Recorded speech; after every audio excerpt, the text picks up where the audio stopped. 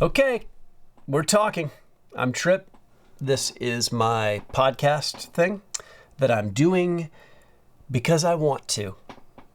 Because this is my outlet where there are no rules, regulations, there's no strategy, there's no business plan. I don't know what's going to happen with this. I don't know if are ever going to sponsor me.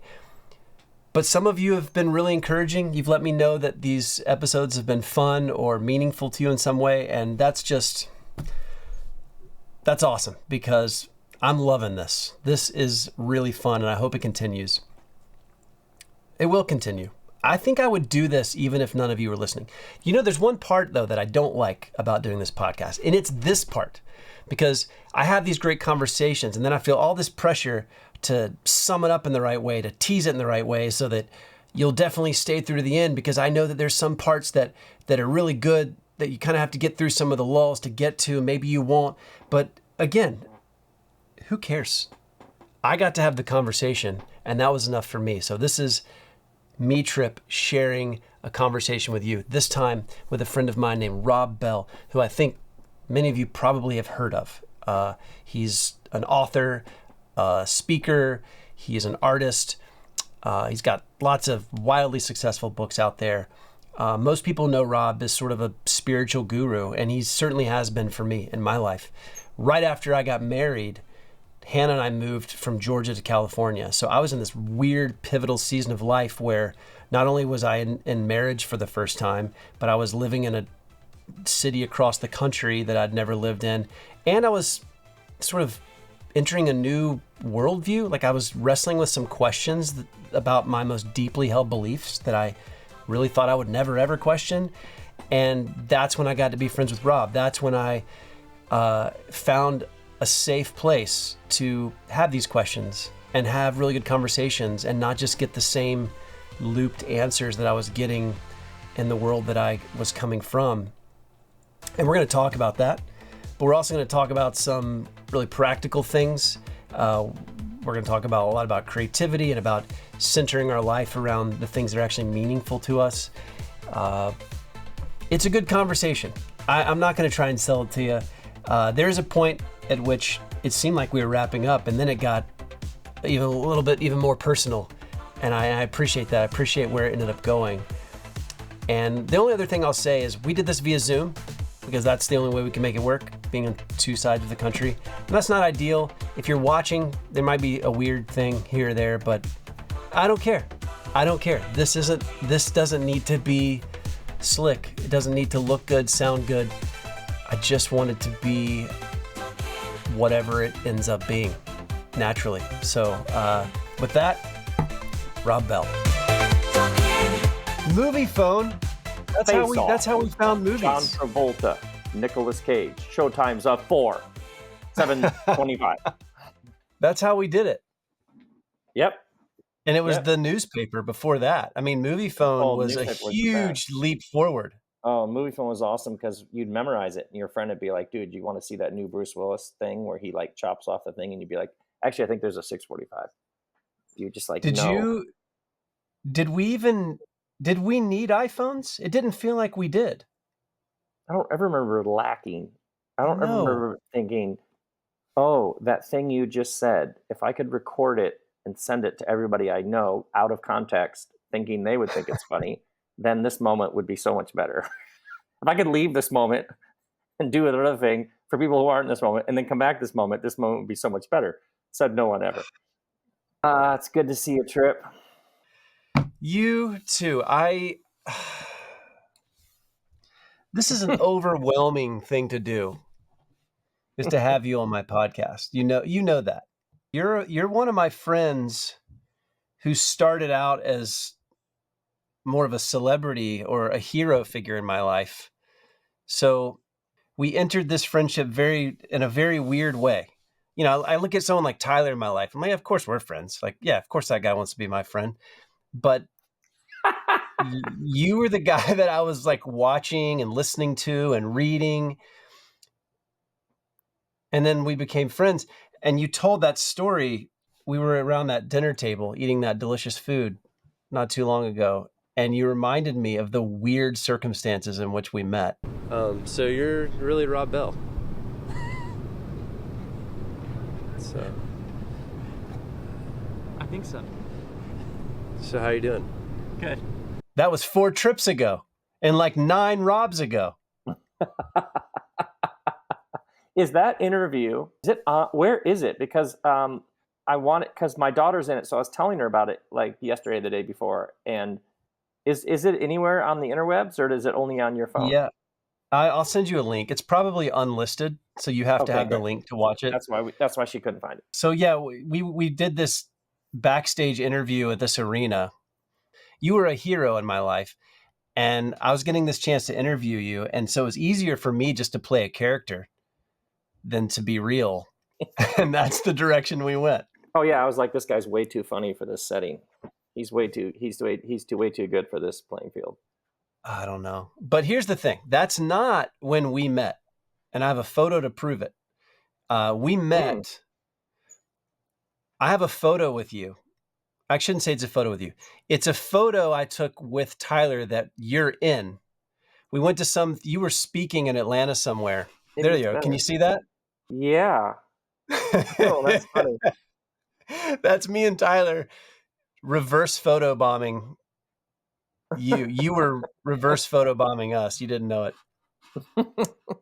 Anyway, the irony of this podcast, by the way, is that there's always like technical issues.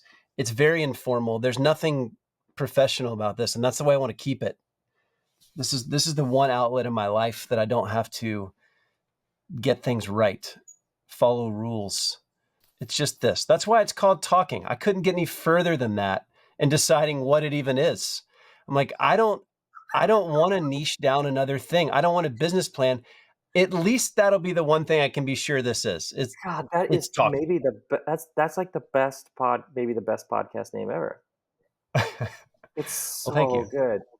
Thank you. It's so good. So anyway, thank you for doing this. Thank you for being here.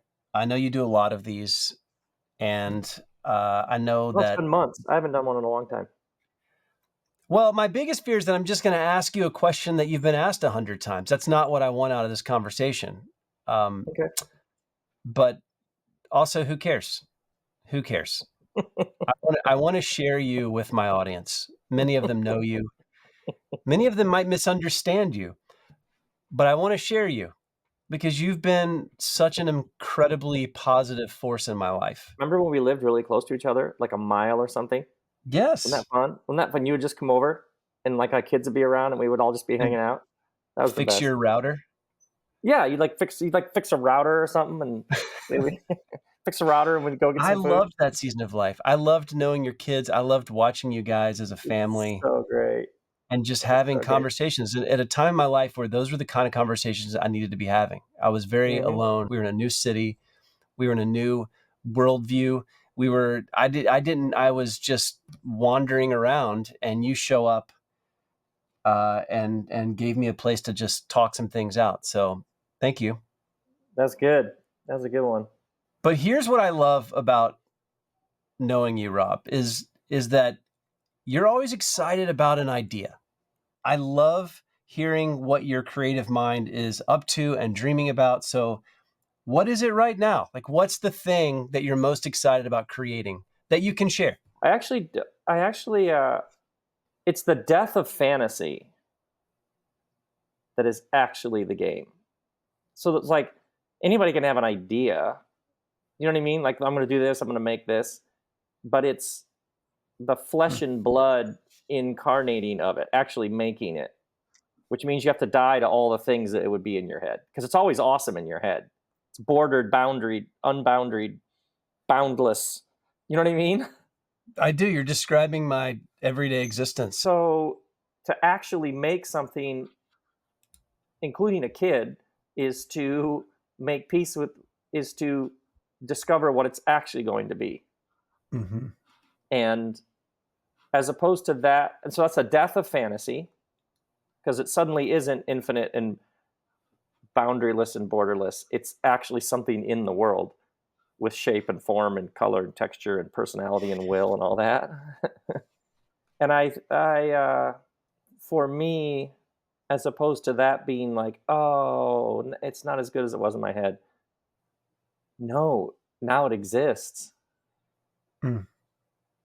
That that's just the it's like you die, but then you're born to what it actually is.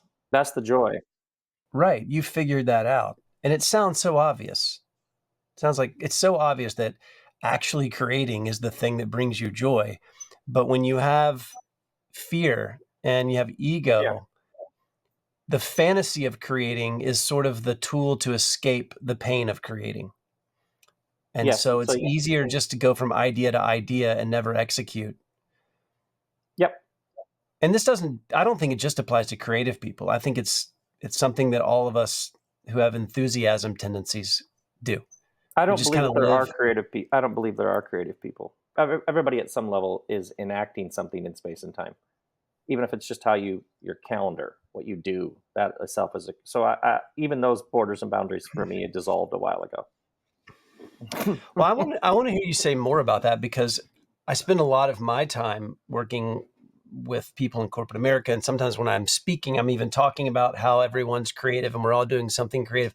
How do you convince someone I don't. that they are a creative being when they're an Uh, accountant and they're living a conventional life? What do you say to them? I kind of don't really have any energy to convince anybody of anything. I would just observe.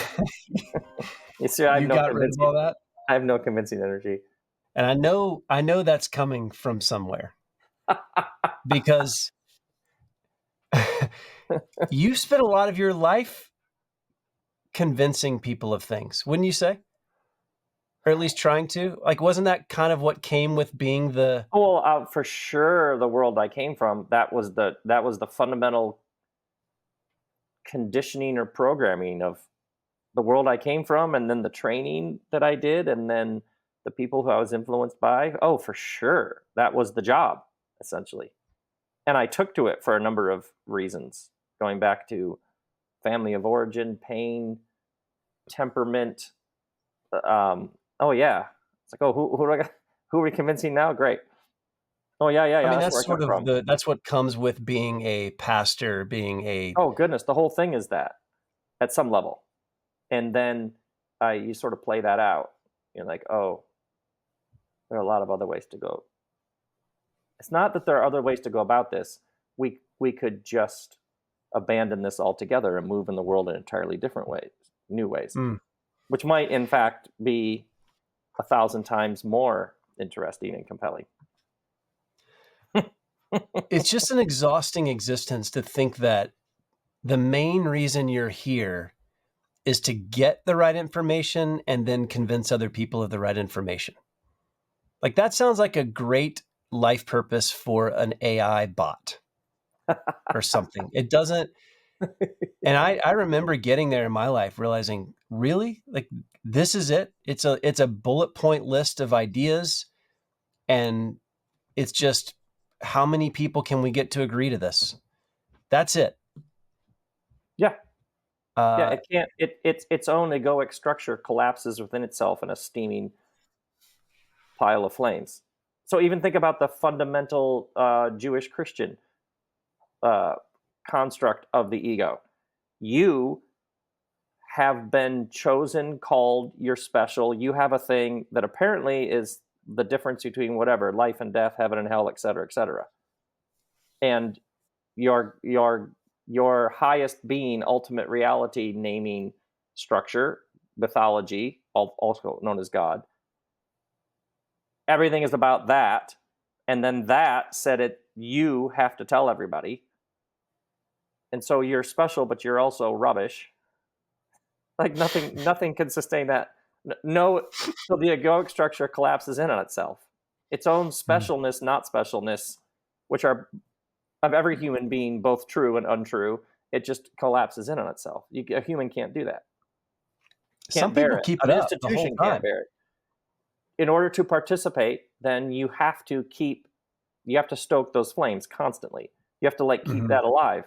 And it's just exhausting, and it's not true, and it wrecks people. in 1,000 different ways. And it's all built on an egoic structure and a sort of mental furniture that you can't even get through the room. It's so crammed with furniture. Sometimes I think people just want to know that everything's okay. Yeah, which once again puts you in the mind. And what's so fascinating about your questions is to move from fantasy to flesh and blood and space and time, actually incarnating and making things, is to move into your body, is to move into a much more integrated way of moving in the world. It's not ultimately a head game. It's a way of being and moving. Isn't that lovely? So how do I do that? Isn't that lovely? Well, think about what the mind does. It for many people, if I do this, I don't know if it will be any good. Well, you're already in trouble because what you've done is moved your joy up ahead in the road. I'll make this, I'll do this, and then if it's something, and no one ever name what that is, if it sells, if people like it, if my in-laws approve, then I will retroactively look back on all of the effort and decide that it was worth it. If no one reads the book, if no one watches the film, if no one cares, no one comes to the meeting, no one buys from the business, then I will use the word, what a waste. So in this moment, I'm trying to decide what to do based on how the outcome up ahead in the road. So now the joy is up ahead in the road. Once you get up ahead in the road, then you look back and retroactively decide whether the efforts were worth it. So now once you're up ahead there where the joy is, now you're looking back to the earlier moment of effort. So you're never actually here. So what you've done is set up a system where the joy is always in the other place from where you actually are. You see how what the mind, because our conceptions of time itself are actually all in the mind. So if you think about your idea of, like, when Tripp Crosby thinks about a day, that's 24 hours. That's the sun rising and setting. A month, well, that's the moon and the earth. A year, that's the earth and the sun. So even your conception of sun is simply the relationship of large balls in the sky. So time itself doesn't exist anywhere other than the mind. The moon doesn't That might be a good title for a book for you. Large balls in the sky? Yes. But think about then how, like, think about when you're in a situation that has some anxiety or angst or stress, and a person's like, oh, and then I took a deep breath. But that they immediately do find themselves in their body. Because the mind, and you think about then like the evolution of your brain, is there a lion in the bushes or not? 10,000 years ago on the plain of Africa. We need to know. We need a yes or no. We need it boiled down to a binary, because if there is, then we're going to run. If there isn't, we're going to calm down. So the mind is wonderful for keeping you safe. It's just when it moves beyond the wonderful things it can do for us and keeps us safe and helps us plan and make things, it also just makes a person miserable. When did you realize that you aren't your mind?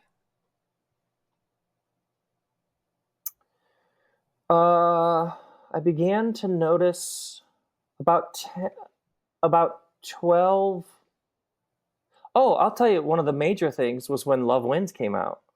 And I do remember that being I do remember that actually being it was always there. It was always like you just keep getting gradients of awareness.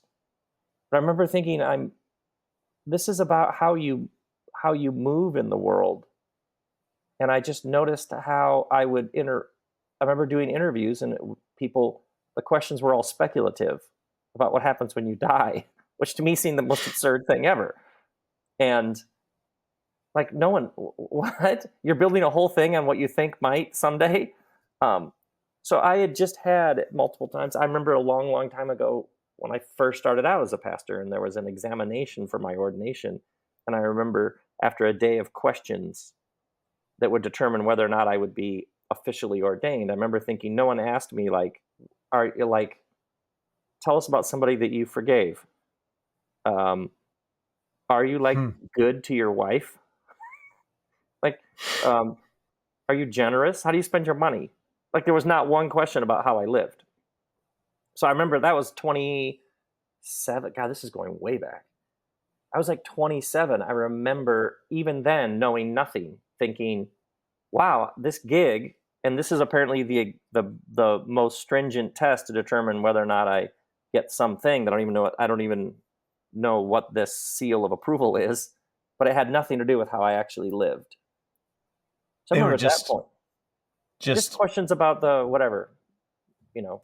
I remember the there was doctrine. one question in this group of people who were asking me questions. The critique of my answer when they said that wasn't a good answer, I remember them saying you didn't do a proper distinction between ontology and ministerial function. You see what I'm saying? Is that not its own SNL skit? I mean, Yeah. I remember even at that stage being like, can that guy hear himself talking? Like is this thing all like kind of, I think I started to be ever so gradually in on the joke. And then you Okay. just, but like, that's what's so, that's what's so important. And that's why your questions are so good. You just keep following it and you just keep discovering layers of how you've been shaped and formed, and you just keep following it into greater liberation and freedom, even liberation from the idea of failure or waste, even liberating from the idea of was it worth it or not. It just keeps getting more and more interesting and mysterious and enjoyable. You know, I don't think you're the only person out there whose life changed with Love Wentz. Oh, that's funny. Well, I've never told you this. This was my perspective on that. I was at a point in my life when you released that book where I had all these new questions, and there was nowhere I could ask them. It was like I had gone through all the levels of exploration of meaning and purpose and God and the Bible, and it got to a point where it was like, okay, this is everything, and then it was just a loop of just the same answers and Yeah, no new questions. yeah. And then you write this book and it's like, oh, that guy's think has like he asked these questions. That guy did?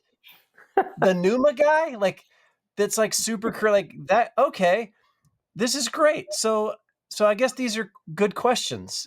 And maybe there's more to this.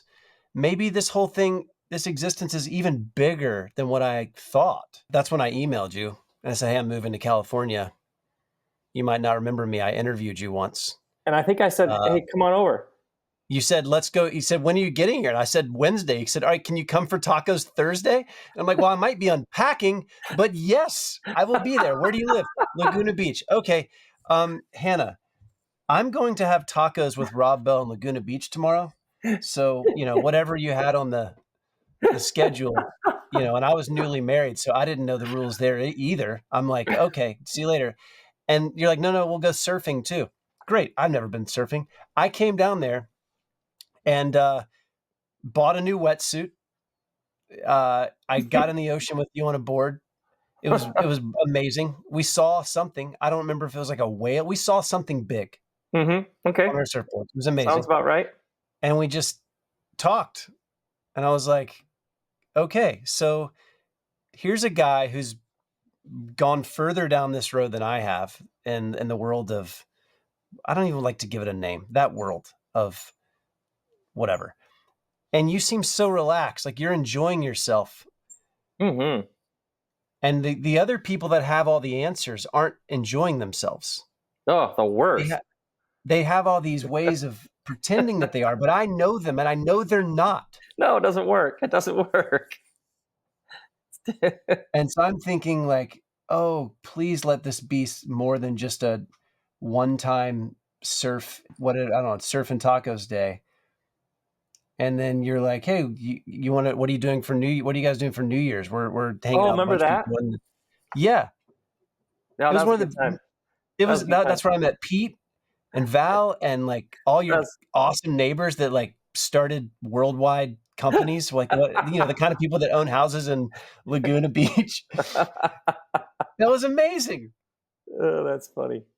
And it was just a nice gesture for you. But again, like I was newly married. I was freaking out because suddenly all these ideas that I built my whole life around didn't make sense anymore. I moved to a new city, and we didn't have any friends. And friends are hard to make in LA, if I'm honest. Yeah. Because everyone's there, they got a dream, and that's the thing. So like, we'd make friends. They're like, well, I'm out of town. How about Tuesday in a couple months? And it's like, okay, we're more community people than that. I'm on tour. I'm running, I'm on set for the next 28 days. It's like, and so then Rob and Kristen show up. And then we moved near you in LA. And I remember, I don't mean to interrupt, but I distinctly remember different times thinking every one of my friends is somewhere in the world right now other than Los Angeles. Yeah. There were years in Los Angeles where multiple times I'd be like, wait, everybody is out doing something. Good for them. That's the hard thing. But this That's is like the hard really thing. a neighborhood. And it wasn't just that you had these intellectual ways of approaching the questions and it wasn't what you said at all. It was what I observed about your life, Rob. It was watching you. Not intellectual. But it could be, because you're smart. Like, you are an intellectual. Yeah. You could hide behind that if you wanted to. There's plenty of people who probably only think of you as that way, but I'm just telling you, if you're listening and you've only read a Rob Bell book, like, let me just tell you, what I observed was a guy living a peaceful, creative life. Like, there was a lot of laughs. I know that there, you've been through your fair share of shit, like we all have, but I watched you just like enter in and embrace life. And that's what I was looking for this whole time. And right. And the new way of putting the verses together wasn't working for me. So thank you. Well said. That's what you did. Oh, that's so cool. That was what inviting me for tacos did for me. And here we are. That is so cool. And now you're writing fiction, and I love it. I'm on part 2. Oh, nice. Where'd you park your spaceship? That's what I'm doing this morning. Here's my computer right here. I just paused. I just paused to talk to you, and I'm so high right now on where the story is. I can tell you're having fun writing it by the way that you wrote it. Like, why? Why are you writing fiction now? Changed my life, that book. For those of you listening, Where'd You Park Your Spaceship? It's the first of a series of fiction, fantasy, adventure. It feels, I can't say this because I'm not as far in, but it feels like it's a book about everything. That's what a lot of people have said. A lot of people have said they're like, oh my God, this is finally you wrote a personal book. And it's about the planet Furtus and the planet Lunley and the planet Yorch. And there's a guy in a spaceship, and there are Series 5s and Sever 10s, and there's chairs and an arrangement. And people are like, oh, this is like, you're really showing us yourself. And I'm like, I love it. It's a trap when you go around the world telling people to follow their heart. And I would always do a riff on how messed up is a culture when they have a phrase, guilty pleasure. So a huge part when I started writing Where'd You Park Your Spaceship, I knew I was at the end of an entire 30 years of work, and there was some whole new life.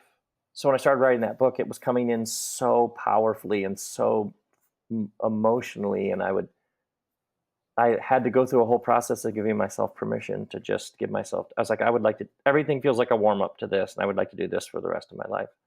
It was like a 9-year-old boy level innocent sort of, can I just give myself to this? So how do you do that? Because there's a lot of me's out here who have lots of energy to create, but we kind of have the pressures of having a job. Yeah. And the lines get really blurred, because what I learned in my job is that I have to find an audience. I have to have a niche. I have to have a strategy behind content that I create. And those 3 questions are 100% foreign. I haven't ever thought about those questions ever.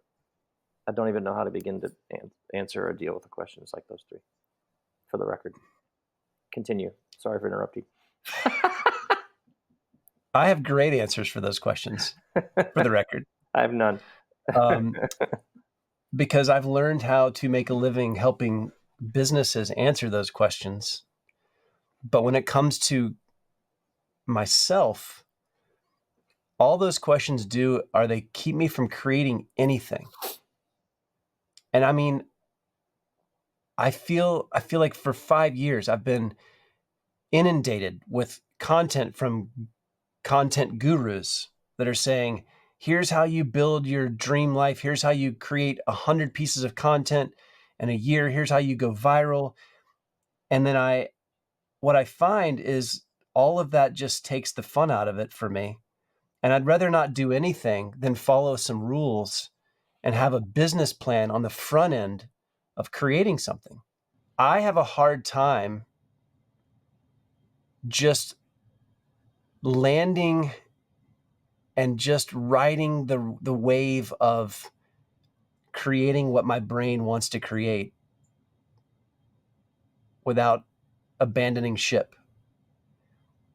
I think I just mixed like 6 metaphors. They're all kind of water related, to be fair, but I think there was but how do you do that? I mean, you said there was a season where you had to kind of do the work too, right? That's always a thing. Like, there's always bills. Yeah, that's how you become your own patron. So you figure it out. Like, okay, I want to make this thing. Great. Then how am I going to do that? Well, I'll do this thing over here. I'll do this thing over here. I'll be my own patron. So it's about staying committed to the real thing, the real creative project, writing the book, so whatever it is. Your Spaceship is coming in, and it's demanding a rule of life. Like my other books, like I would write a couple hours in the morning, and then I'd be like, ugh, can I go out and play? Right. And this was like I'd take Violet to school, my daughter to school, and then I would go home and sit down, and all of a sudden it'd be time to pick her up, and I would have been 7 hours in this world of these planets and people and this love story, and it was asking for a rule of life. And then it was like, oh, okay, so then my normal, whatever the other work I was doing was like, is that earlier in the morning? Is that night? Is that weekends? Do I have certain days when I don't write and I just do, like, I had to just like, there's food and stuff that we need to get. So like literally you just figure it out. And that's the beauty of it. And I distinctly remember no publisher is going to want, if I take this book in or take it around to publishers in New York, it's at the first draft is 750 pages, a 750 page novel about a man named Heen Grubers who meets a man named Dill Tudd on the planet Furtus. They're going to be like, this isn't a Rob Bell book. They're like, well, that's awkward because I'm Rob Bell and this is the book. So I remember distinctly being like, okay, so I'll have to start my own publishing imprint that will call. Okay, so this is already like this will cost as opposed to pay bills. So that was book 4. Apparently, after 14 books, you build up to the point where you no longer can pay your bills with books. Because that's what the machine wants to like figure out what you do that sells, and then they want you just to do that over and over and over and over and over and over again. I only had one idea about conference calls. Okay, that I only wanted to make one video that took place inside of a corporate setting. That's all I ever wanted to do. And then before I knew it, my entire career, all of my time was going into workplace sketch comedies before I realized, oh, this isn't me anymore. This is the machine.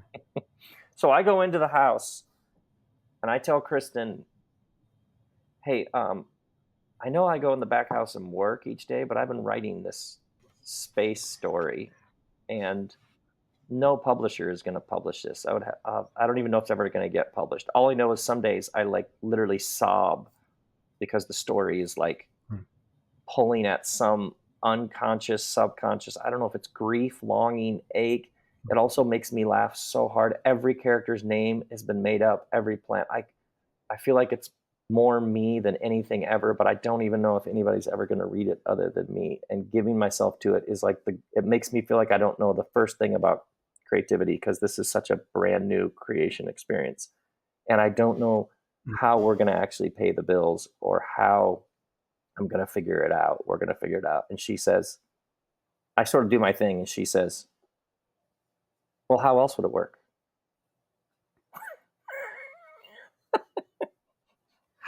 What else would creativity actually be if you weren't actually doing something new in a new space with no guarantees? She's like, wait, do you think this is normal for us? But you think we haven't been here 100 times? I remember when we moved 3 kids, 2 of them in junior high, to California, with no guarantee of anything in end of 2011. We'll figure it out. We'll figure something out. Yeah. Or like, but that's the only way to do anything meaningful. What would you make if you just made something?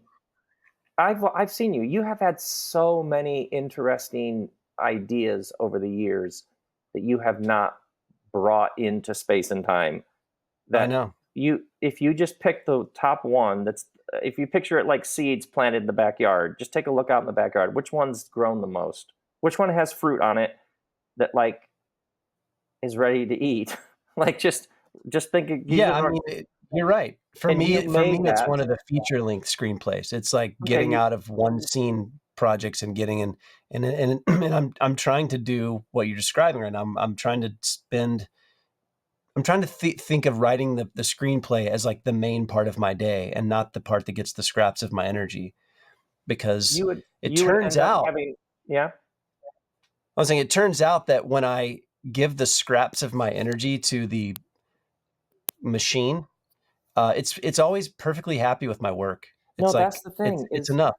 Yes, if you arrange your life around what is giving you life, you'll actually have all sorts of new energies for that stuff. Yeah. And then, as opposed to a low-level resentment, which you express from time to time about these religious corporate patrons, you could find it all cosmically funny. Like, these people don't realize what they're funding.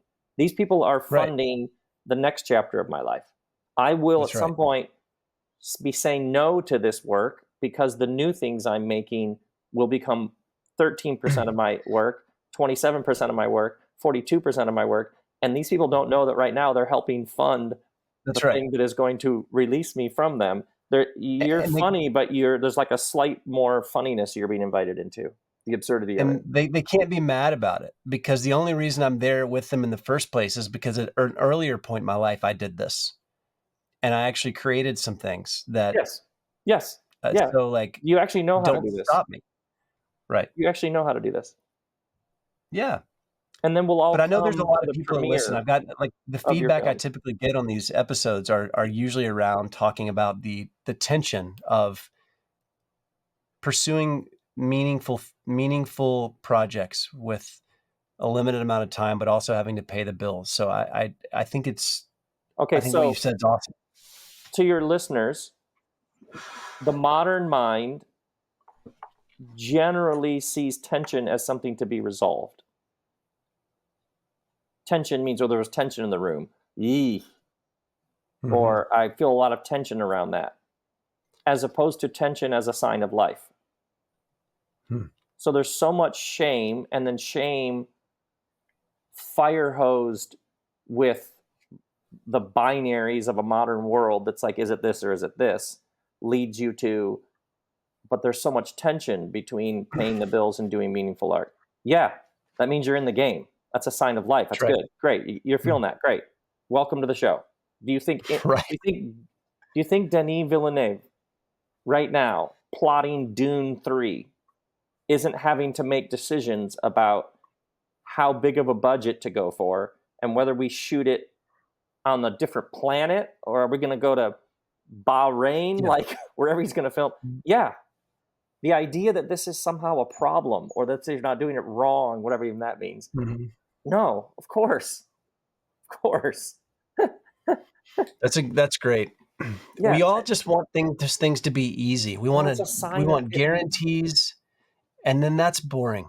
you're weighing these two things. You're feeling a push or a pull. Yeah, good tension.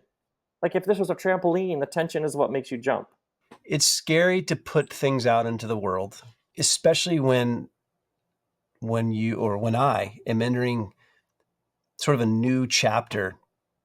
Um, a better way to say it is, I'm not Tripp of Tripp and Tyler anymore. I'm not the preacher in in Michigan who writes books. So it's scary to suddenly present yourself as something new and different when the machine wants you to keep doing the same thing over and over again. And when you're just putting yourself out there in a way that sets you up to find out that no one wanted the new version of you. That's what scares me. It scares me to death. It was very nice getting to a place where I realized I could do a thing that people liked. Yeah, and now you get to do things that you like. That's Okay, it. so Though. this weekend I have an art show in Antelope Valley. You can see behind me the paintings Yeah. that are going, um, including one of an alien grandma. You can see the top, and it just says big letters, "You kids." Um, and I'm gonna set up this whole art show, and then people are gonna come, and I'm gonna be sitting on the grass in this yard, and people can walk through the art, and then I'm just gonna be sitting there, and they'll sit down on the grass, and we'll talk for a while, and then people will buy these paintings. The delight of splattering this paint here in my garage on these paintings, the absolute delight of these colors and textures and shapes, and it doesn't owe it doesn't owe me anything. Mm. None of these paintings, the book I'm writing this morning, Spaceship Book 2, this story this morning has so lit me up with what is happening in the story. I love it so much. It doesn't owe me anything. So 6 people care about book 2, 6,000, 600,000, like that's fine. That's great. That's kind of meaningful, but it like the joy of being present and seeing it come into the world. Mm-hmm. There are so many things in my computer that no one's ever seen that brought me great joy that maybe they'll come out at some point. I don't know. Same. No, it's Same. so releasing it into the world is just yeah. If it's for you, it's fine. If it's not, it's fine. It's not a big deal. I know you make it sound so easy It's not because easy. this is, It's not easy but at it all. is. It's No. just learning that the nerves and the tension and the depth of fantasy and the no one cared about that is just all part of it. Mm.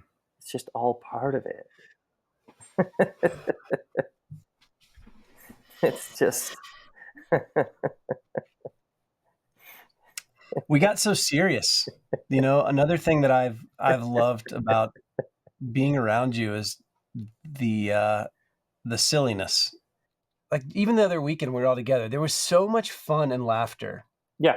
And I think that's what happens when this conversation could be a metaphor, but in life, when you get outside of taking your work so seriously, taking your creativity so seriously, taking your marriage so seriously, then all of a sudden it's fun. What I'm hearing from you is, okay, I'm writing this book now. I'm not taking it so seriously that I'm thinking about who's going to read it and who's going to like it. I'm painting these paintings, but it's not just that it's fulfilling, it's that it's fun. It's bringing you joy. And then that opens you up in all the other areas of your life to be more joyful.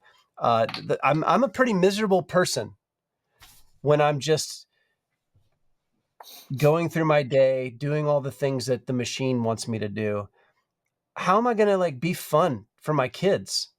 You have You given the know, machine tremendous power in your mind and heart, and giving it energy grows it. that's right. And the only way to get to anything of any substance or meaning is through absurdity. That's why when you I hear agree. people who come in straight down the middle and they have the truth and you need to get right, that's why you immediately tune them out. They aren't yet in on the joke and absurdity of it. You're living in that house, you made some people who are kind of dependent on you for food and clothes and car rides and stuff, and you also have these ideas of things that you want to make, and there are these people who pay you for your genius. It's all completely absurd. It's the only way to get to it. It really is And ridiculous. people's thoughts and judgments, and this person who might think you make some movie, and we all come to the premiere, and the people who listen to your podcast, and we're all like, oh my God, Tripp made something. It's exactly what Tripp would have made, and I love it. I'm so happy for him. I'm so happy for me. I'm so happy for the world that he made this. I'm still laughing thinking about how fully Tripp it was. And then some person somewhere who didn't spend the 75,000 hours you're going to spend making this has a thought. Well, thanks, Ron. Right. You know what I mean? It's, you just get to, so that happened to me quite early on. I was blessed with critics in my when I was 22, I was crushed by a critic, a dad of a kid in a youth group that I was running. That was one of my first times I ever communicated, and I actually got through the kids. And then I walked home higher than a kite. And that night, one of the dads called me and shredded me. And I remember sitting there. I was 22, and thinking, wait. This guy destroyed me, and I just had, for the first time, like a breakthrough in how to do this thing that I've literally given my life to, moved across the country to learn how to do better. So right away, it broke my heart and was like, if you want to do this, you have to come up with some other way of dealing with how people respond to your stuff. It's like you have to throw yourself into it and then surrender how it's received. But all of this is because of pain, because I just got shredded. Sometimes I think about what gets me, what helps me become aware of the absurdity is trying to imagine my life from the perspective of someone very distant, another part of the world, another century, and how and realizing how insignificant in the whole thing anything that I'm doing actually is. And then I realized I didn't have to go very. I could have just taken the perspective of my next door neighbor and gotten just as far, and realized I'm just trapped in me. I'm trapped in here thinking that this is all of reality, and that this is all so important, and that it matters, and that I've got to get it right. And then I get outside of it and realize, no, it's like, it's not. There's the only way I found to find real meaning is to accept the meaninglessness of it all. And suddenly then making a sandwich for your kid becomes a Father's Day note from your kid, becomes so meaningful it doesn't even have words.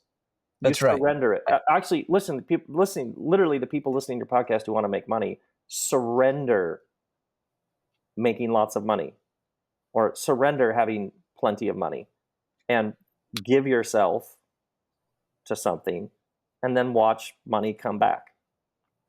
Right. Like, set it aside, drop it, leave it, walk away from it, and then watch yourself discover it on the other side in a completely different way. Pretty much everything is like that. It is, unfortunately, but fortunately. I mean, it's. I know some people are listening, even as I say, life is meaningless, and it's like it hits a nerve, and they're like, "What?" And all of a sudden, this framework comes up where it's like, "No, life does have a meaning if you believe this, and you follow these rules." But so I understand how it would seem so counterintuitive until you've really realized how much freedom and joy and wonder and all the good stuff exists inside of the uncertainties and the unknowables, and the like unending adventure of following your heart.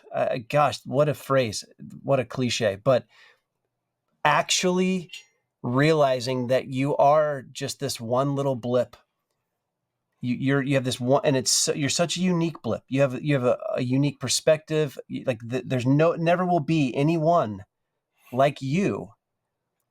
So what a shame it would be to try and figure out how to follow some framework that was never had you in mind when it was created. What a shame. So that's what I want to live out of. I want to live out of a place where I'm realizing that the best thing for everyone is for all of us to just be. I'm going to end the sentence there. To just be. Mm-hmm. Yeah. Mm-hmm. Well, this went about where I thought it would, honestly. It went into the abstract of the abstract. But I thank you, Rob. Thanks for doing this podcast. I'm feeling like we're scratching the surface, and there's so many stories we could have told, and that I've heard you tell that I'd love to hear you tell again. The Oprah seatbelt story was one of my favorite stories ever. Can you please just tell that story? Can we end on the Oprah seatbelt story? In Oprah's kitchen, and she says, "Do you want to go for a drive?" And I was like, "Yeah." So we go out, and there's a car outside the house, which I hadn't noticed before. So I don't know if you think Probably a about nice it. one. If you think about it, then apparently it appears. And I get in the passenger seat, and she gets in the driver's seat. And I put on my seatbelt, and I look over, and Oprah Winfrey is putting her seatbelt on and getting her keys out to put them in the ignition. And I look at Oprah Winfrey and I say, "Wait, you drive?" Oh, that's a good question. And she says, "Yeah." And then off we drove. And the reason why I love that story is that's the story, first off. That's it. That's all I got for you. That's the story. Secondly, you're like, great, you think it's a dumb story? Put yourself in my shoes. Look over, and Oprah Winfrey is like fumbling with her keys after putting her seatbelt on. Tell me that your first thought isn't, "Wait, you drive." Right. So what's so I love the story is it immediately distances. Like, I can't relate. It's a fully douchebag story, so I get it. I'm like telling this. It's a ridiculous, absurd story. There's no way you can win telling the story because you'll just look like an idiot, like you're telling an Oprah story. But the moment you actually consider sitting in that front seat, suddenly you're like, yeah, I would have had the same thought. Now I've weirdly connected you to a thing that you just want to back away from. It's like, gross. This guy tells stories about driving around with Oprah. That's why I made you do it. Thank you. Thank you for being such a trailblazer. I think I speak for a lot of my listeners. Like you've really gone ahead of a lot of us and entered new territory fearlessly and not without cost. I know you well enough to know that this has not just been some like easy, painless journey for you. Yeah. I mean, it looks like it's all, look at you, you're painting and you're going to lay in the grass at your art festival, whatever. But I know that there's been a cost to being a trailblazer. And we're very grateful. I would have dismissed that up until recently. And now I say, you're right. And thank you for saying that. Yeah. And I you know what? I can honestly say I see that difference in you. I saw it a few weekends ago. I realized sometimes Rob is so good at packaging things up tidily, and he's so good and he's thought about so many things that if you wanted to, you could turn anything into anything in a conversation. And I noticed you just kind of like receiving the whole gamut of what we were offering you in some of those conversations. And so I'm getting to watch you grow. Even Rob Bell. Rob Bell grows. Oprah drives. Rob Bell grows spiritually. Yes, he the does. wound part of the wound for me was one of the ways it manifests itself. The pain was whatever you do, make it look easy. It's one of the ways I developed to cope with the pain was I see. I've seen that. Win, but make it look easy. Ease. Why? Why is that? Why do you do that? Oh, I could take you back to temperament and specific events and family of origin, and there's like multiple levels why we are the way we are. There's all kinds of reasons why we develop the armor that we do to deal with the pain of life, and temperament and just natural wiring, and then no wonder, like spiritual teacher explains, and spiritual teacher may have had the know the thing that you're going through, but the job is to say, so here's what I learned about how to deal with that. So if you're actually going to give people a gift, you're giving them a beginning, middle, and end. Not that you wrapped it all up, but here's what I've learned about forgiveness. So you may know the pain that a person is in, but the role or the gift is to give people some ways to understand how to get through that, or understand it, or navigate it.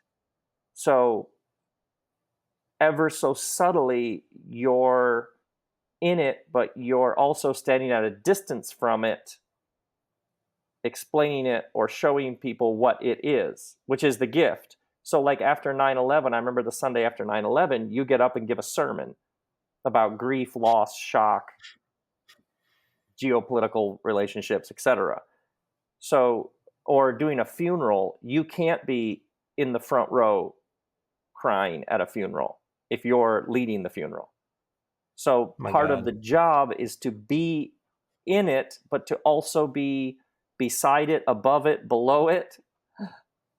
And that's a wonderful gift to be able to give. And there's some reasons why I took to that. Oh, really? There's a job where I can have a microphone and help explain to people how it works. There are some very like way back reasons why I was like, yeah, I can do that, based on where I come from and who I come from, et cetera, et cetera. And there's a reason why I took to it. It's just that in my own healing and in my own evolution, I came to, I don't want to do that anymore. And I've not an anger or it's not like a bitterness or resentment. It's I did that for people. Now I have other things. I'd like to do. But is that a lot less words?